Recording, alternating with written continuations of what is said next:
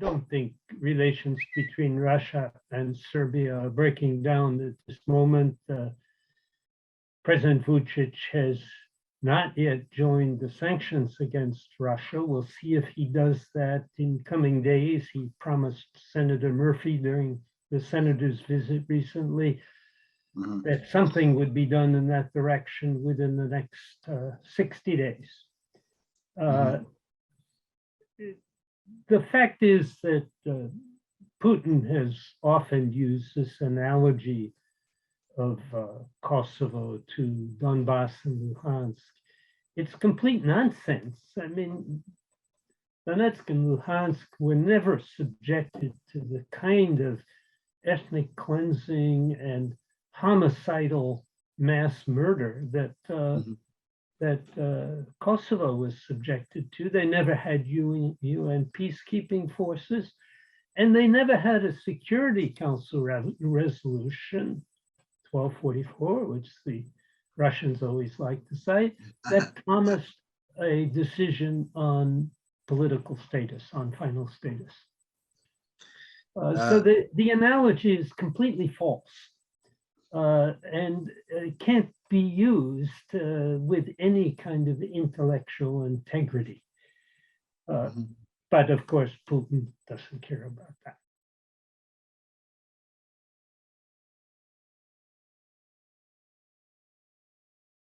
Well, let me consider the two alternatives that you present. If Russia were to turn around and recognize the independence of Kosovo, what Serbia does wouldn't be very important, because Kosovo would then enter the UN, and bilateral recognitions normally cease when a country enters the UN, and Serbia would be presented with a fait accompli.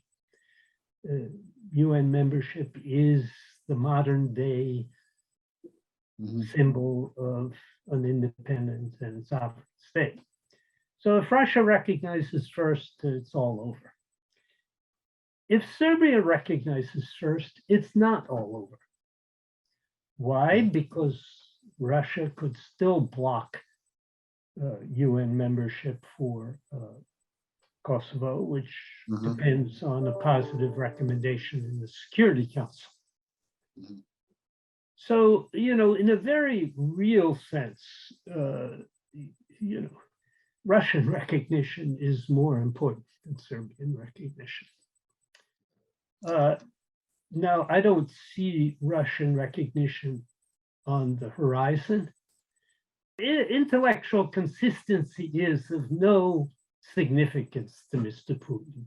I mean, he would not follow through on recognition of Kosovo if somehow Luhansk and Donetsk were accepted as independent. In any case, he doesn't intend for them to be independent for long. He intends for them to join Russia. There's no question about that. They're not viable as independent states, and he wouldn't tolerate them as independent states. They're different in that sense from South Ossetia and Abkhazia, which in any case are pretty much part of Russia or ruled from Russia, basically.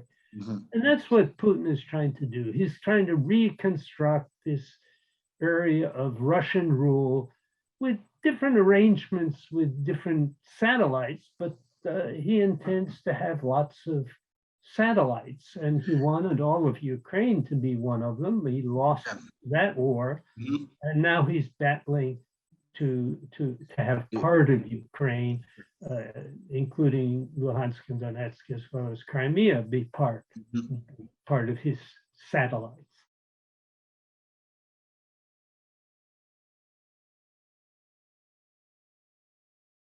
What they show about the war in Ukraine, except that Russia is behaving in Ukraine somewhat the way Serbia behaved in Kosovo. It's murdering people.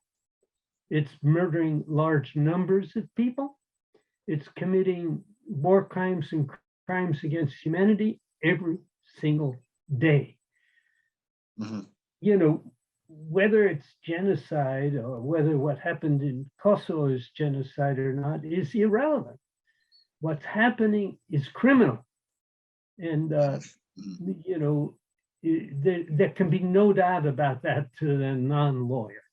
Those who deny it are essentially saying that, are justifying it. Yeah.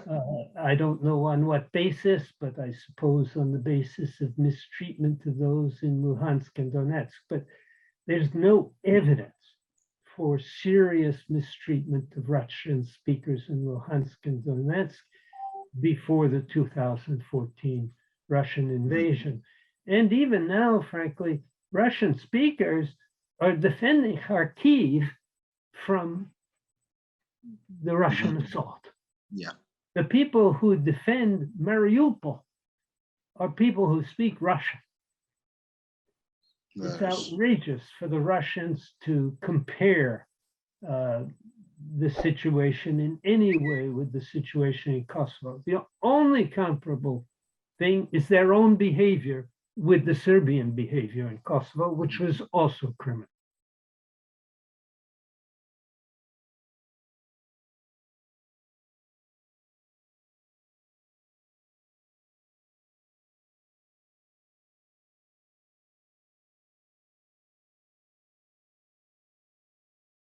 I really don't know. I haven't been for organized crime groups that are attached to Belgrade in northern Kosovo. I have no doubt, but I don't know why in particular now they are attacking Kosovo police. In the past, the Kosovo police have been able to arrest some of these people. And it seemed to me with Belgrade's cooperation. I can't prove that, but the fact that the arrests went fairly smoothly suggests that Belgrade wasn't unhappy. Why Belgrade would be more unhappy now, I don't really know. But the connections between Belgrade and organized crime in the north are pretty clear. And they run through the internal security services of Serbia. We need to be rid of this, and I admire the Kosovo police for trying to get a handle on it. But it's not going to be easy. It's very, very difficult task, and it's a dangerous task.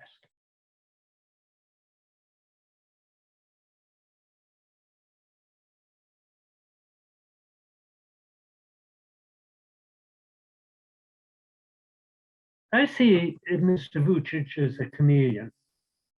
That is, he turns the color of whatever you put close to him. And right now, the EU and the United States are putting a Western color next to him.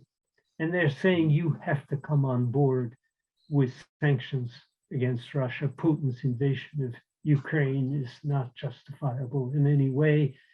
And you saw that clearly in the visit of Senator Murphy and colleagues to Belgrade. Vuçiq, to his credit, in my view, said, you know, you can expect some changes in the next 60 days. And we'll see how dramatic those are. I do not expect him to turn his back completely on Moscow unless he concludes that Moscow is going to lose in Ukraine. He is going to continue to try to sit on two stools, as they say in Serbian. But the weight on the Russian stool might get a little bit lighter, and the weight on the Western stool might get a little bit heavier. And that's the game he plays. It's the game. I mean, they're very frank about it in Serbia. I mean, they call themselves non-aligned, and that's what the non-aligned do. They hedge. It's called in political science hedging. They go one way or the other depending on how the wind blows and what at the particular moment is the better bet. This, from the Kosovo point of view, looks not very attractive because Kosovo can't hedge. It doesn't have another stool it can sit on, so it sits solidly on the Western stool and tries to ride that wave rather than hedging. And this makes logical sense for Kosovo, and I think it should bring Kosovo closer to the European Union than it has so far. I'm particularly concerned that the visa waiver hasn't been approved, but I'm also concerned about accession to the European Union. I'm concerned about membership in NATO, which I hope will occur very soon after Kosovo is fully qualified in 2027. But so far as Vučić is concerned, I think you can expect him to continue hedging because it's what Serbia has done for a very long time. And he sees that as his best strategy for keeping both the West and the East on his wavelength. Kosovo doesn't have that option. So you have to come on board with the West. It should be a rewarding decision. It hasn't been as rewarding as it should be.